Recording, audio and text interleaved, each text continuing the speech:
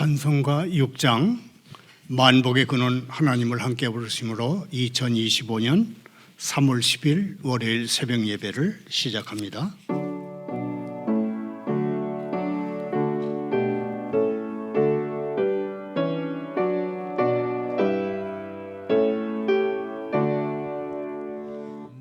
목소리 높여서 주 찬양하여라.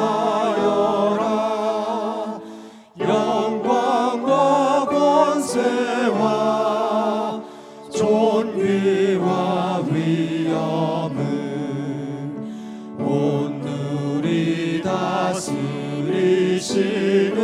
만왕의 왕께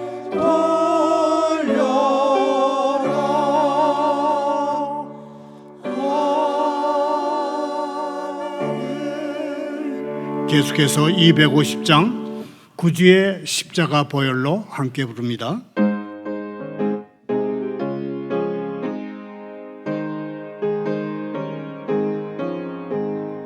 구주의 십자가 보혈로 죄 씻음 받기를 원하네. 내 죄를 씻으신 주 이름 찬송합시다.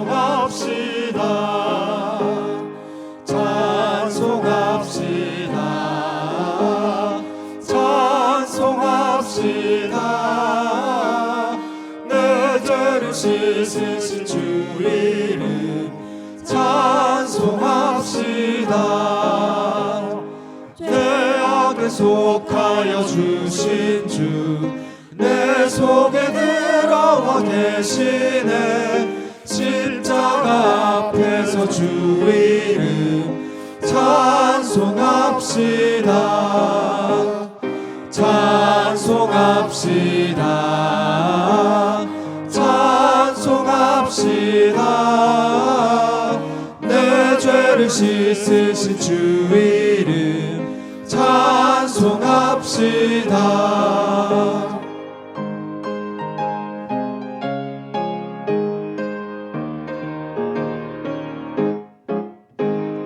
주 앞에 흐르는 생명수 날 씻어 정하게 하시네. 내 기쁨 정성을 다하여 찬송합시다. 찬송합시다.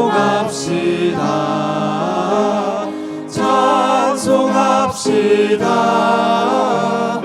내 죄를 씻으신 주 이름 찬송합시다. 내 주께 회개한 영혼은 생명수 가운데 젖었네. 흠없고 순전한 주 이름 찬송합시다.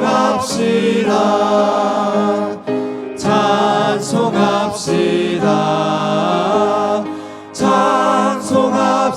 찬송합시다. 내 죄를 씻으신 주 이름 찬송합시다. 오늘 새벽에 보실 하나님의 말씀은 요한복음 19장 31절부터 42절까지입니다. 교독합니다. 번갈아 읽습니다.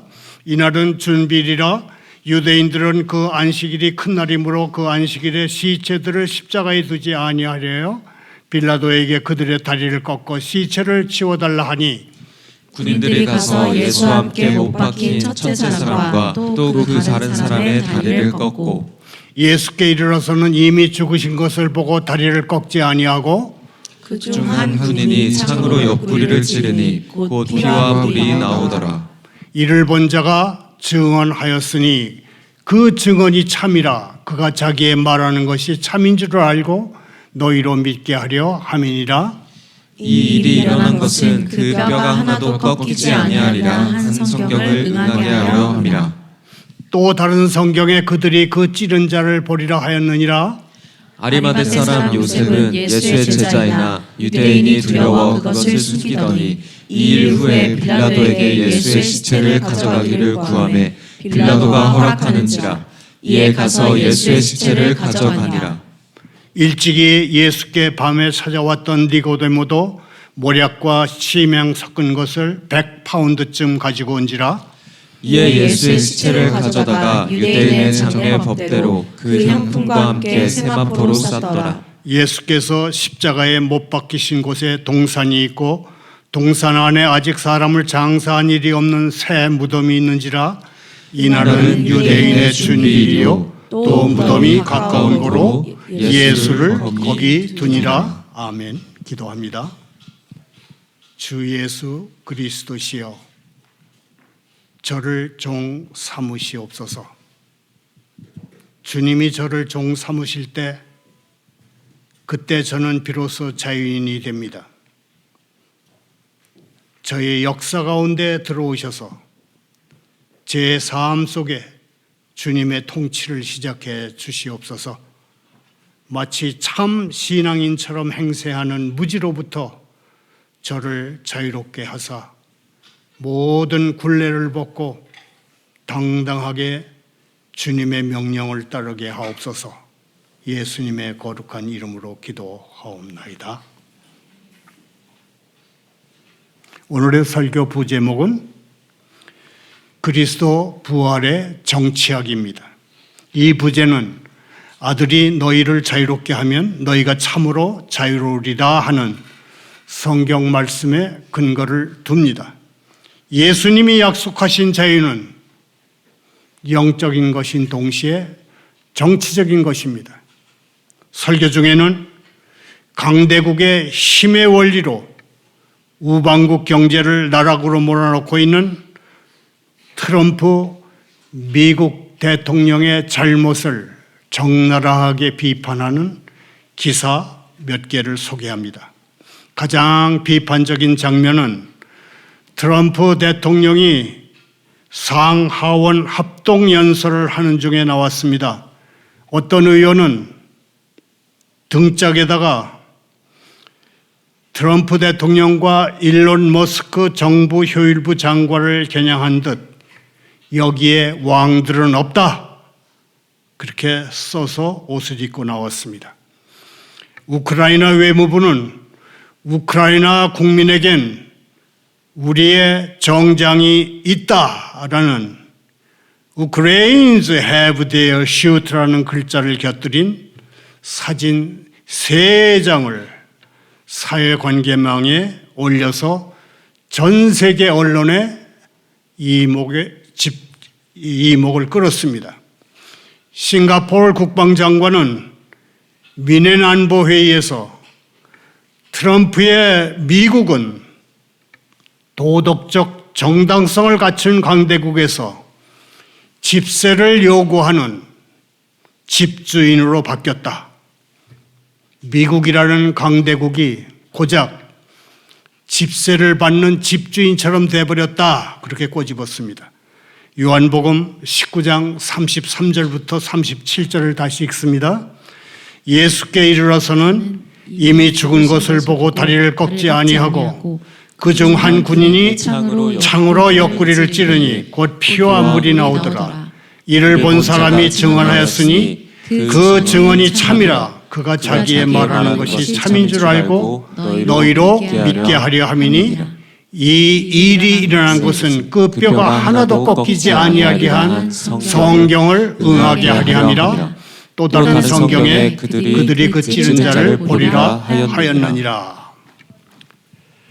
예수님이 십자가에서 숨을 거두신 날은 소위 준비일이었습니다. 예수님과 제자들이 유월절 만찬을 드신 것이 바로 그 준비일이 시작되는 목요일이었습니다. 잠시 후 해가 지면 안식일이 시작됩니다. 그러므로 그날은 매우 특별한 날이었습니다. 게다가 이번 안식일은 유월절이 겹치는 특별한 안식일입니다. 그러므로 정결하게 사는 것을 율법 지키기에 중요한 미덕으로 여기는 유대인들은 새 죽음을 십자가에 그냥 매달아 둠으로써 땅이 더럽혀지는 것을 걱정했습니다. 십자가에 매달린 사람이 숨을 거두려면 보통 2, 3일 걸린다고 합니다. 만일 죽음을 재촉할 일이 생기면 군인들은 나무 방망이 같은 것으로 매달린 사람을 때리거나 창으로 찌르거나 심지어는 독약을 먹이기도 했다고 합니다. 빨리 숨을 거두게 하려는 그런 짓이었습니다. 유대인 지도자들은 빌라도 총독을 찾아갔습니다. 십자가에 달린 세 사람의 다리를 꺾어서 빨리 죽게 해가지고 그 죽음을 치우라 그 얘기를 하기 위해서 갔습니다. 단지 유대교적 신념 때문에 죽어가는 사람에게 어떤 인간적인 연민도 불쌍히 여김도 베풀지 않고 오직 빨리 죽이는 그렇게 비정하게 재촉하는 것을 보면 그 유대인들이 어떤 생각과 목적으로 신앙생활을 하는지 입이 다물어지지 않을 정도입니다. 더욱이 그들의 거룩한 유월절을 더럽힌다며 예수님과 두 강도의 죽음을 빨리 치유하고 하는 유대인들의 행동은 매우 앞뒤가 서로 맞지 않는 것이기도 합니다. 왜냐하면 그 유대인들이 유월절 양으로 오신 예수님의 살을 먹지 않으면 결코 죄의 재앙을 딛고 영생을 얻을 수 없기 때문입니다. 어쨌든 총독 빌라도의 명령을 받은 군인들이 해골 골짜기에 가서 십자가에 매달린 세 사람을 살펴봤습니다. 예수님 오른쪽 왼쪽에 매달린 두 사람은 아직 살아 있었습니다. 그래서 군인들은 그들이 빨리 숨지도록 두 사람의 발을 꺾었습니다. 군인들이 가운데 달려있는 예수님의 상태를 보니 이미 숨을 거두셨기 때문에 다리를 꺾을 필요는 없었습니다. 그러나 죽으신 것을 다시 한번 확인하기 위해서 창으로 옆구리를 찔렀습니다. 그랬더니 죽음의 옆구리에서 피와 물이 흘러내렸습니다. 당시 로마 군인들이 지닌 창의 길이는 1m 남짓이었다고 합니다. 예수님의 옆구리에서 물과 피가 흘러나온 것이 어떤 의학적인 의미를 가지는지는 아직도 논쟁의 대상입니다. 사람이 죽은 지 24시간은 돼야 몸 안에 있던 물과 피가 분리되기 때문입니다. 하지만 이 말씀은 요한복음에서 물이 의미하는 바와 예수님의 피를 마시는 것이 의미하는 바를 바탕으로 해서 해석하는 것이 마땅합니다. 요한복음에서 물은 성령을 상징합니다. 제사장들의 성전 사역은 정결하게 하는 물과 짐승의 피를 중심으로 이루어졌습니다. 그러므로 십자가에 매달리신 예수님의 몸에서 피가 흘러나온 것은 예수님이 지신 십자가가 우리의 죄를 정결케 함을 의미합니다. 예수님이 십자가에서 피를 흘리신 결과로 사람들은 죄를 용서받기 위해 더 이상 예루살렘 성전을 찾을 필요가 없었습니다. 예수님이 우리의 죄를 깨끗하게 하는 유월절 양이자 하나님께 인도하는 대제사장이 되셨기 때문입니다. 오직 십자가에 달리신 예수님만이 우리를 죽음에서 구원하고 죄에서 정결하게 하십니다. 자막을 따라 함께 읽으면서 정리합니다. 오직 십자가에 달리신 예수님만이 오직 십자가에 달리신 예수님만이 우리를 죽음에서 구원하고 우리를 죽음에서 구원하고 죄에서 정결하게 하신다. 죄에서 정결하게 하신다. 장 칼뱅 목사의 말입니다. 우리 그리스도인들에게 십자가에 달리신 예수님이 얼마나 중요한지에 대해서 미국의 개혁주의 설교가는 참된 목사의 첫 번째 특징은 십자가 중심의 설교이고 참된 목사의 두 번째 특징은 십자가 중심의 삶이다 그랬습니다. 36절에서 요한 사도는 오른쪽 왼쪽에 매달린 두 죄인과 달리 예수님의 다리는 꺾이지 않은 이유를 말합니다. 예수님의 다리가 꺾이지 않는 이유는 성경 말씀이 이루어지기 위해서입니다. 성경 말씀이 이루어지기 위해서 예수님의 두 다리는 꺾이지 않았습니다. 율법은 유월절 양으로 흠없는 양만 사용하도록 명령하기 때문에 예수님의 다리가 꺾이면 온전한 유월절 양이 되실 수 없습니다.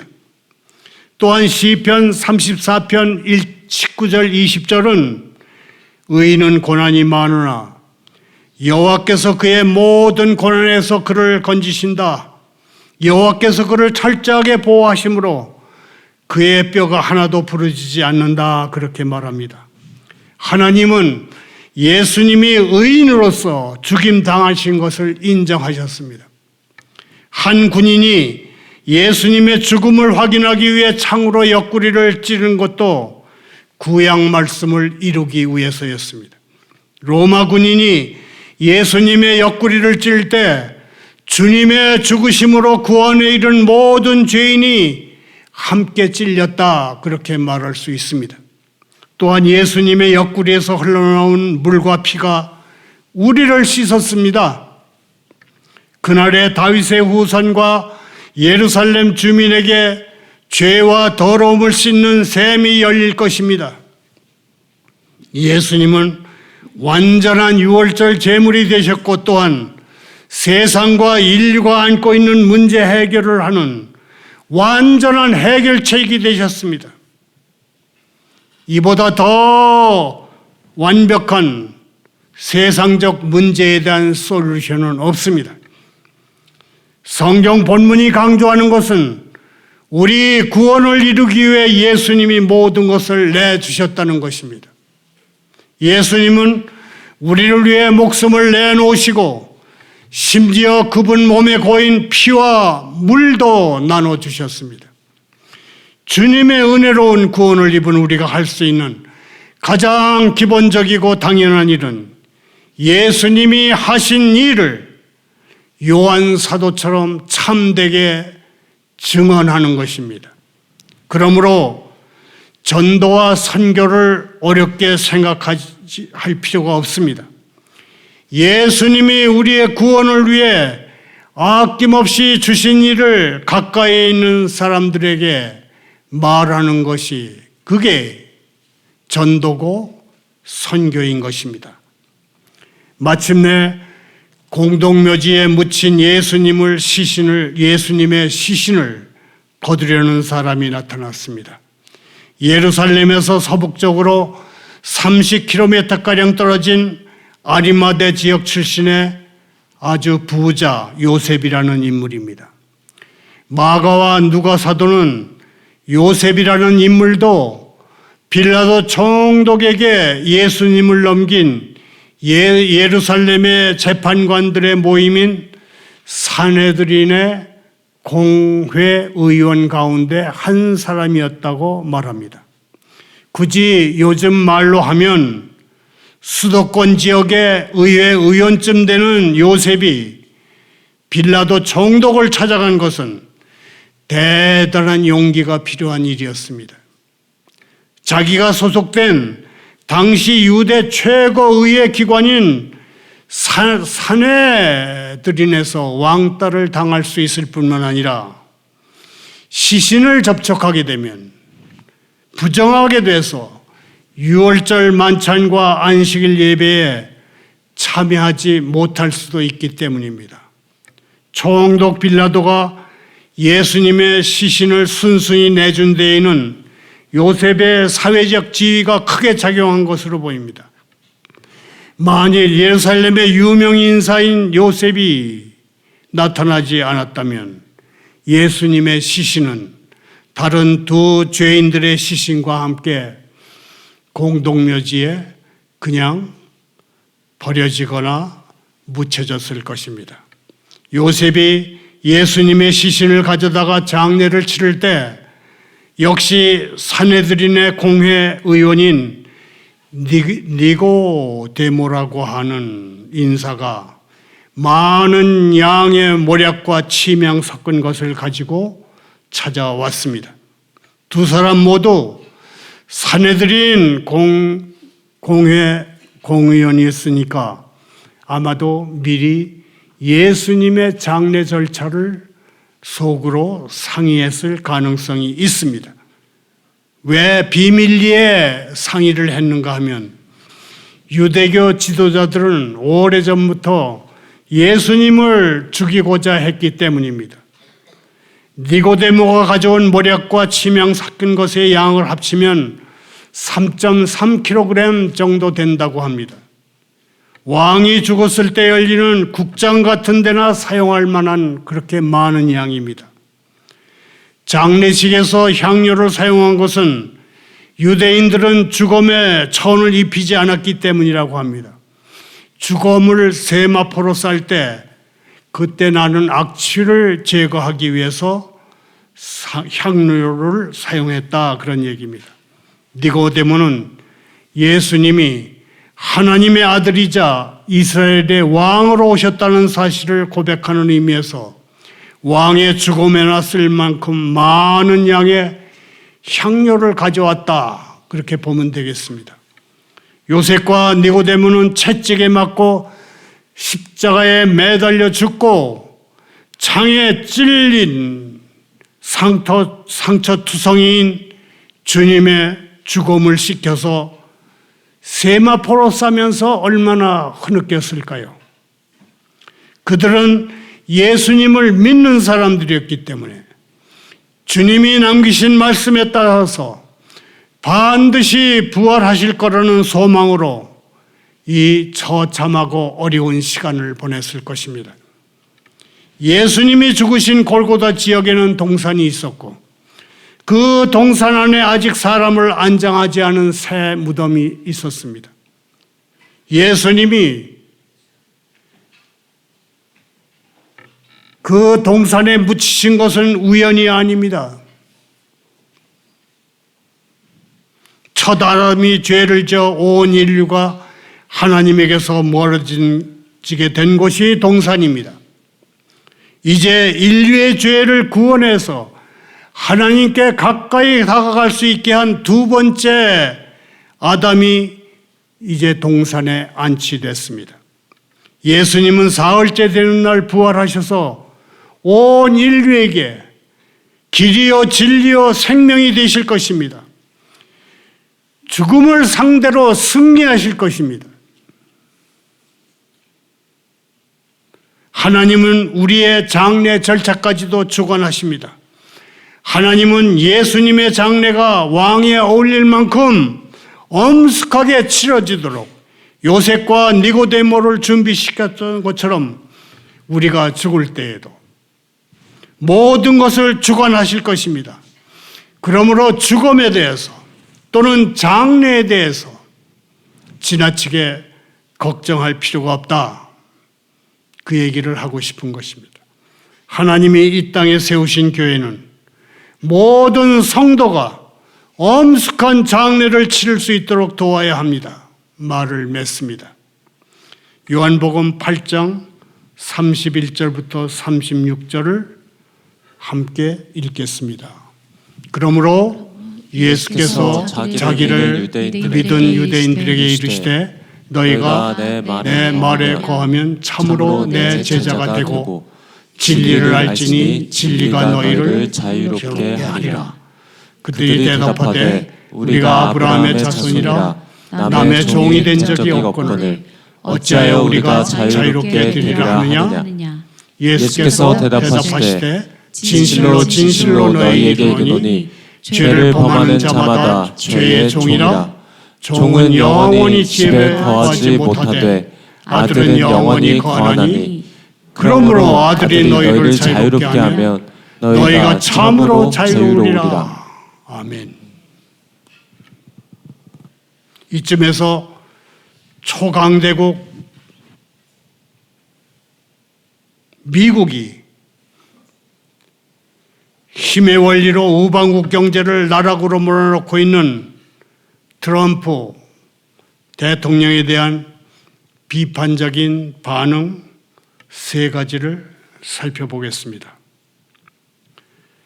트럼프 대통령이 상하원 합동연설을 하는 중에 일론 머스크 정부 효율부 장관을 싸잡아 비난하듯 여기에 왕들은 없다는 문구 외에도 거짓, false라고 쓰인 팻말들이 보였고 의료보험을 구하라는 의미의 메디케이드를 구하라, Save Medicaid 그런 팻말도 들고 나온 의원들이 있었습니다. 우크라이나 국민에겐 우리의 정장이 있다, 정장이 있다. 우크라이나 외무부가 올린 이 문구는 러시아 폭격으로 무너진 건물 더미에서 생존자를 찾는 구조대의 복장, 그리고 피범벅이 된 의사의 옷차림, 그리고 최전방 우크라이나 병사의 의장복에 쓰여 있습니다. 우크라이나 국민에겐 우리의 정장이 있다. 우크라이나 대통령이 워싱턴에서 열린 미국 대통령과의 회담에 군복을 입고 나갔다가 조롱을 당한 것을 우크라이나 외무부가 격렬하게 반응한 것입니다. 싱가포르 국방장관은 민해안보회의에서 트럼프의 미국은 도덕적 정당성을 갖춘 강대국에서 집세를 요구하는 한낱 집주인으로 바뀌었다 그렇게 꼬집었습니다. 다시 성경으로 돌아옵니다. 너희가 내 말에 거하면 참으로 내 제자가 되고 진리를 알지니 진리가 너희를 자유롭게 하리라. The truth sets you free. The truth will set you free. 그 진리가 그대를 자유롭게 할 것입니다. 이 말씀은 일찍이 예수님이 성전에서 가르치실 때 이스라엘 종교 지도자들과 정부 지도자들에게 하신 말씀입니다. 쟁점은 자유의 문제였습니다. 프리덤이 이슈였습니다. 이스라엘 지도자들은 자신들의 정치적인 상황을 잊은 채 우리가 아브라함의 자손이라 남의 종이 된 적이 없거늘 어찌하여 우리가 자유롭게 되리라 하느냐, 그렇게 떠벌렸습니다. 로마의 속국이 되어 있던 그들의 현실을 생각할 때 남의 종이 된 적이 없다는 지도자들의 상황인식은 앞뒤가 맞지 않는 인지 부조화였습니다. 그래서 예수님은 정치적으로 종이 되어 있고 영적으로도 종이 되어 있는 그들의 현실을 지적해 주신 것이었습니다. 우리는 메시아가 유대인의 왕이심을 잊어서는 안 됩니다. 성전 관리들은 정치적 자유를 원했고 로마의 평화로운 관계를 유지하면서 평화로운 예배를 보장받고 있던 것으로 그것이 자유다, 그렇게 여겼던 것 같습니다. 그러나 예수님은 문제를 분명히 밝히시면서 사실상 이렇게 말씀하신 것입니다. 그대들은 죄의 종들이므로 정치적인 자유도 갖지 못한 것이요. 이어 예수님은 그들의 왕으로서 이렇게 담대히 선포하셨습니다. 아들이 그대들을 자유롭게 하면 그대들이 참으로 자유로울 것이요. 이 말씀은 이스라엘 왕이신 그분께 복종하라는 초대입니다. 살아계신 예수 그리스도를 믿는 사람은 누구나 영적으로는 물론 정치적으로도 예수님이 자유롭게 하시는 자유를 누릴 수 있습니다. 자막을 따라 함께 읽으면서 정리합니다. 예수 그리스도를 믿는 사람은 누구나 영적으로는 물론 정치적으로도 자유를 누릴 수 있다.